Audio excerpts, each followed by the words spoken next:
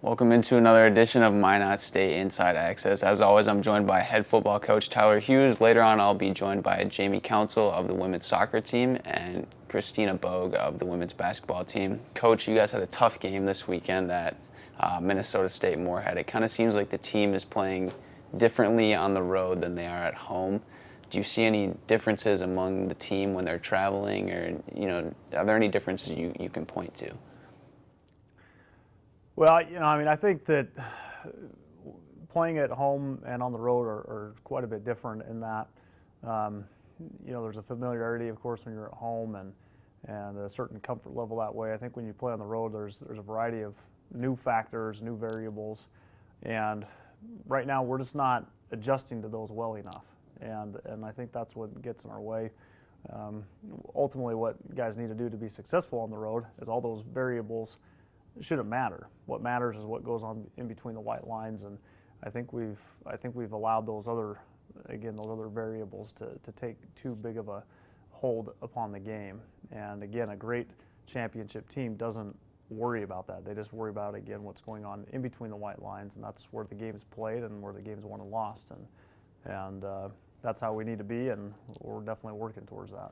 Do you feel like there might have been a sense of guys feeling a little bit comfortable, like, hey, we got our first win, we're feeling good about ourselves, and they maybe, got a little bit too high on one victory, and then they didn't come in, as focused as they needed to be this past weekend?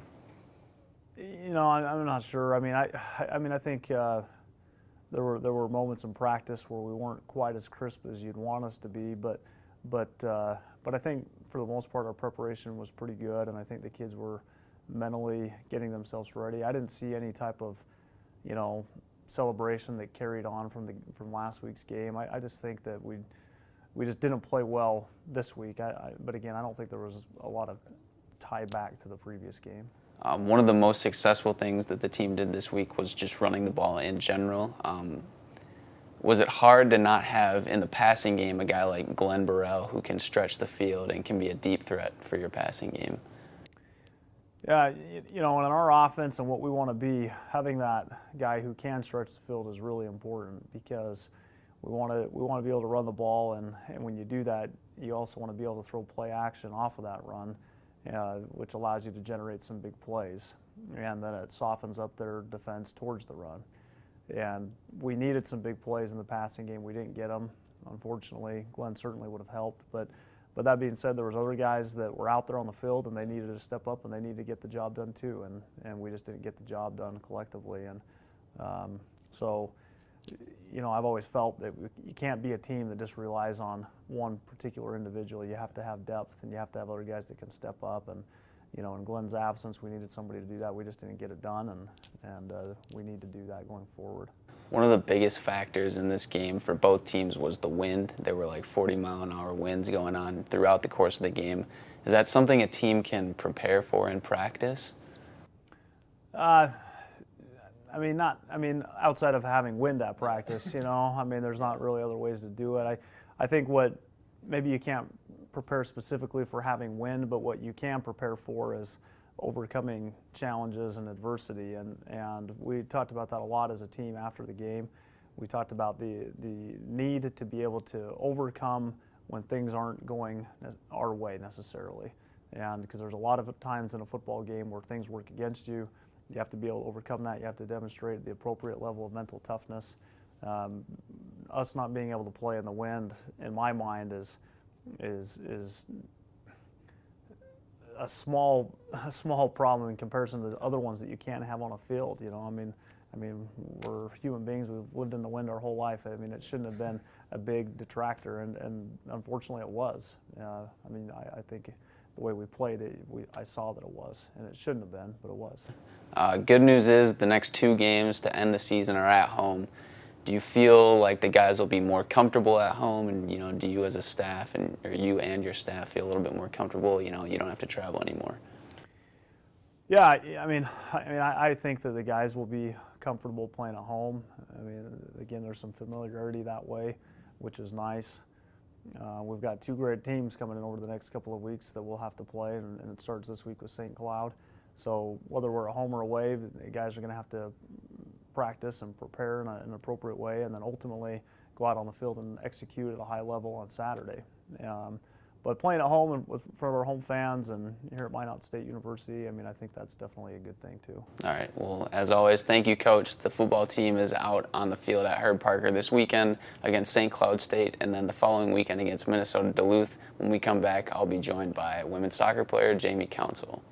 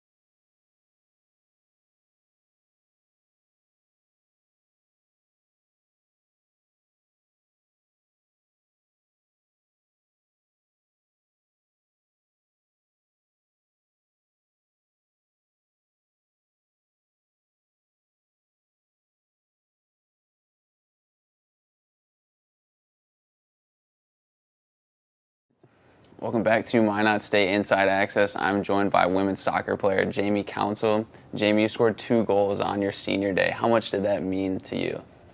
Well, it meant a lot, you know, being able to help out my team, you know, actually scoring, you know. And then also coming off of a redshirt season from injury, it was kind of nice to know that I still got it a little bit, I guess, and just being able to help out my team, and especially on senior day, what made it that much better. That first goal that you scored in 16 seconds. Have you ever scored a goal that fast before? I don't know. There's been a couple that have been pretty close, but I think the one I'm thinking of was second half.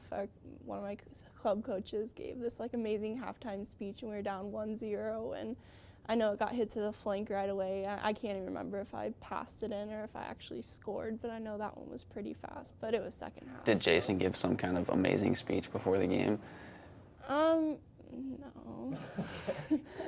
All his speeches are amazing, okay, so. What's the team's mentality heading into Upper Iowa on Wednesday? Well, we're not really excited about the bus trip. You know, missing school, but we're really excited. We couldn't have asked for a better team to play because that game kind of slipped through our fingers earlier in the season, that we dropped a 1-0 lead to lose by a goal. So we kind of know we're the better team, and we just are excited to prove it. So. Obviously, you've been playing soccer for a long time. Who do you idolize? Like, who's your favorite soccer player?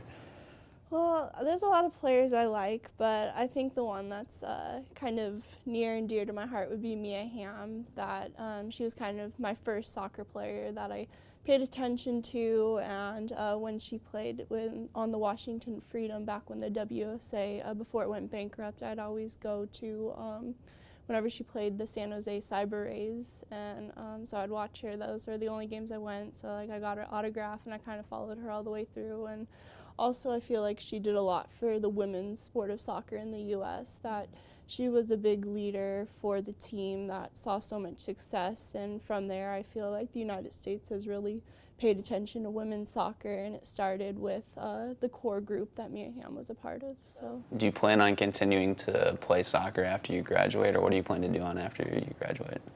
Well, I'll always want to play, you know, whether it be in pickup games or like the semi-pro league, because it's like a summer league, and that's actually like how I tore my ACL, but that's always an option. But I've kind of, I don't know, I guess I'm getting old and paying attention to school and stuff, so probably start working. I have a job after I graduate, and then probably go see family and just kind of figure it out as I go, I guess. Okay, well, cool. Good luck on Wednesday. Thank you for your time. When we come back, I'll be joined by Chris Boag of the women's basketball team. Papa John, pizza maker. Peyton Manning, playmaker. New season, Peyton. You got to have a kickoff deal to start it right. Okay, like a superstition. Yeah. You got any superstitions? Score more points than they do?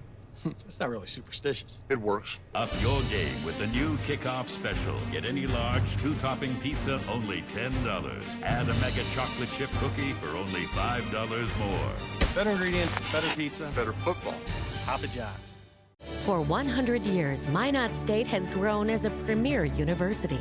Graduate and undergraduate students and faculty working in collaboration. NCAA Division II athletics. Community engagement. Preparing successful graduates. We're proud of our 100-year history and we're ready for a new century. In the midst of excellence, we have found our place, legacy, and vision. Minot State University. Be seen, be heard. Welcome back to Minot State Inside Access. I'm joined by Chris Boag of the women's basketball team. Chris, you guys got off to a solid start against Dickinson State in your first exhibition. Now you're on to a couple of Division I Montana schools. Is it exciting for your team to play Division I schools? Yeah, I think so. It's going to be a good challenge for our whole team, especially for the freshmen who are going to come in this year and kind of get an idea of who we're going to play against. Probably not as good as the Montana teams, but something similar. So Dickinson wasn't as good as a team that we usually play, so it was good to get a win off a team like that and see where we're at. So this week's going to be a good challenge for us. Okay, you mentioned the freshmen already, but it's a new team this year. How is this year's team different than last year's team? I think we're still post-orientated a lot. We got a few more posts this year, which is good. We got a few more shooters as well instead of just the one, so that's going to help us a lot. I don't know, it's sort of similar, but it's going to be different without Speedy and Carly there for sure. Carly obviously not here this year. How different is it to not have her on the court and off the court here with you? Yeah, it's pretty different.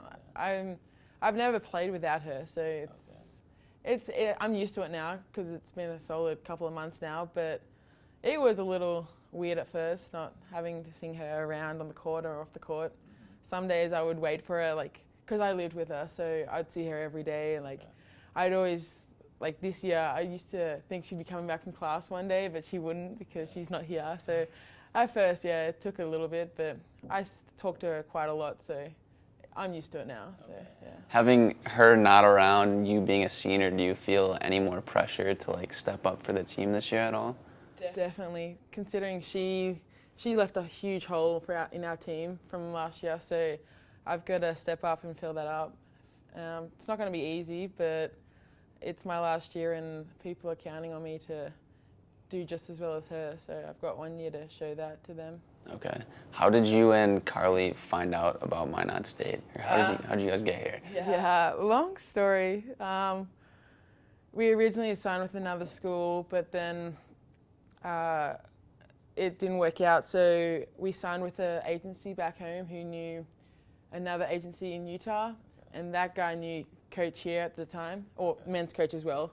So then it was a month before school started, and we just came here, and yeah, coach accepted us, so glad she did, because I don't know where we would be right now if she didn't. So. After your senior season and after you graduate, what are your plans? Are you going to go back home to Australia, or are you going to stay in the States? Or? I have no idea. I honestly don't. I just got to see where this year takes me, and yeah, I have no idea. Okay. Well, enjoy your final year here in the States and at Minot State. That does it for another episode of Minot State Inside Access. When we come back next week, I'll be joined by Coach Hughes, as always, and a couple more student athletes.